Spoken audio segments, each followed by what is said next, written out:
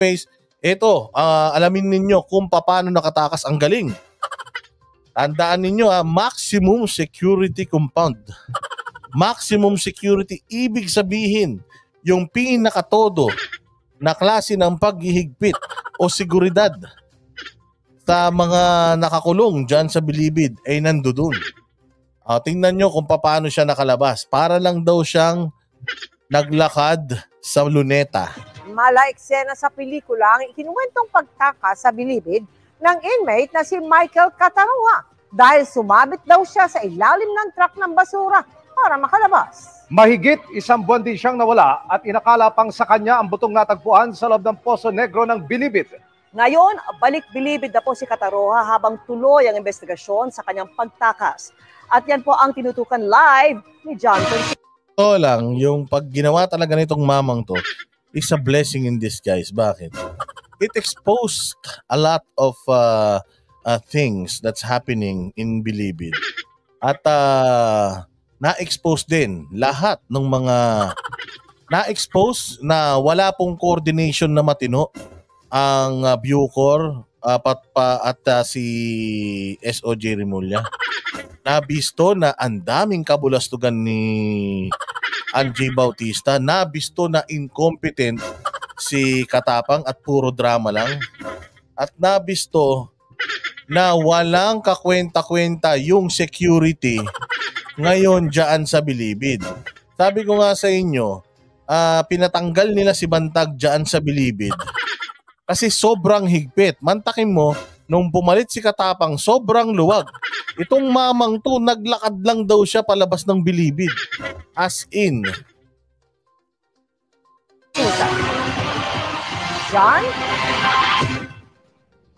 Mel, Emil, Vicky, di maiwasang magpahayag ng pangamba sa kanyang pagbalik Bilibid. Itong si Michael Catarroja ang tumakas nga na PDL. Pero imbis na luminaw ay mas lalong dumami ang tanong matapos kang lumutang ang pangalawang bersyon ng kanyang pagtakas sa Bilibid.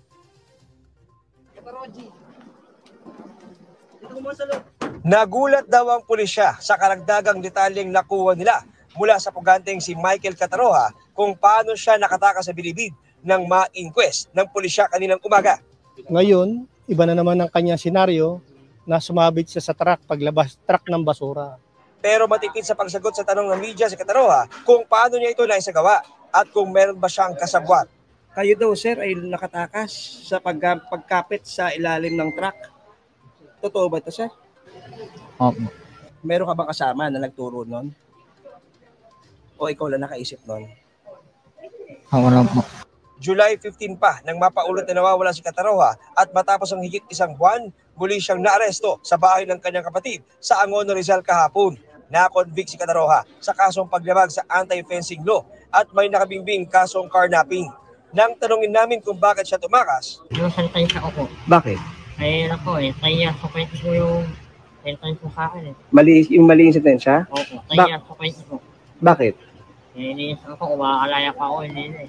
Sa aming panayam sa kanya, sinabi niya ang kanyang pinangangambahan sa ngayon.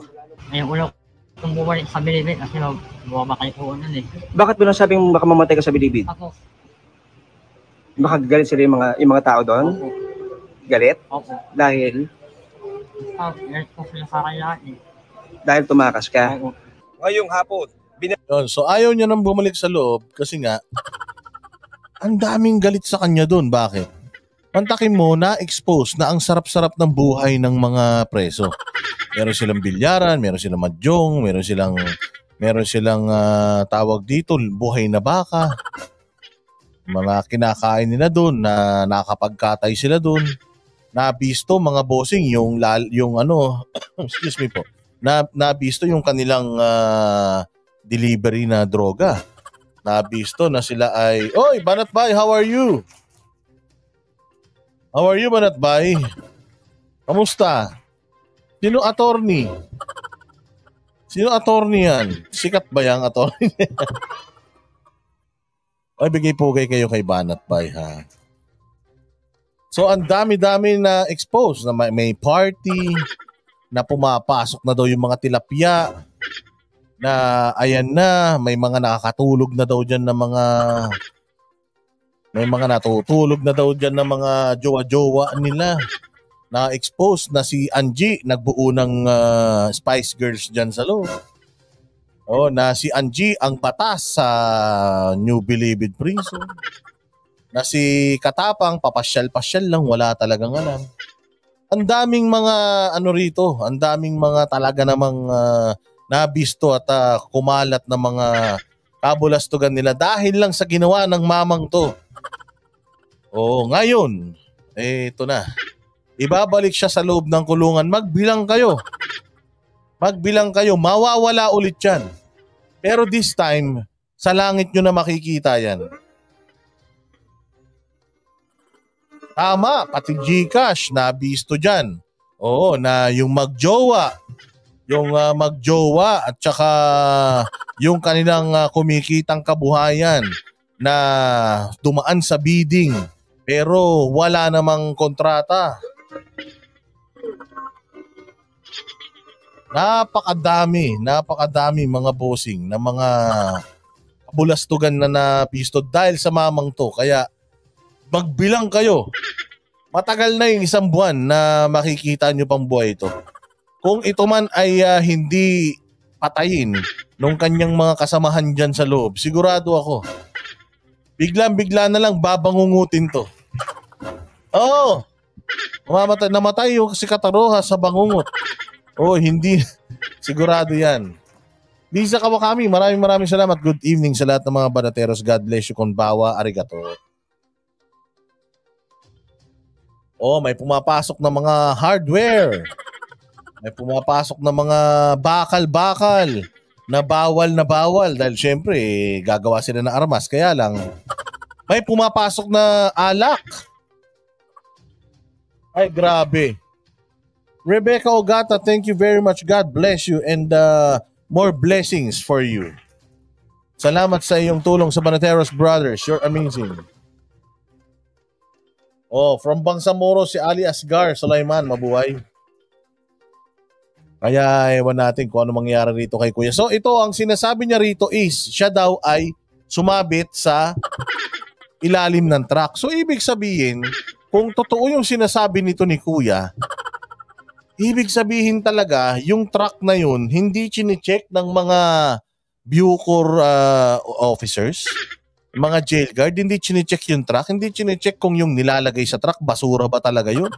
O baka shabu na i-distribute sa labas, hindi natin alam. So ganun kapalpak.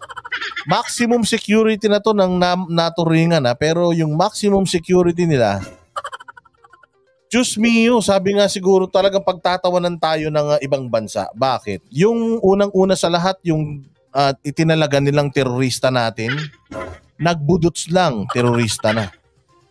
Tapos ngayon naman yung prison break natin. Yung iba naghuhukay pa ng mga tunnel. Yung iba nagtitik-tik pa ng mga dingding. Pucha, maximum security. Sumabit lang daw sa ilalim ng truck. Nakalabas na siya. Pero meron siyang isang version ng kanyang pagtakas Panoorin natin mamaya, tapusin natin itong balita. Nilik na ng Angono Police si Kataroha sa Bilibid kung saan siya sasailalim sa investigasyon sa kung paano niya naisagawa ang pagtakas sa maximum security compound ng Bilibid.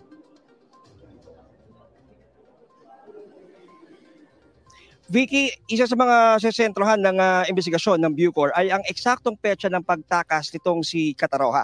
Dahil base sa kanilang records ay nawala ito noong July 15.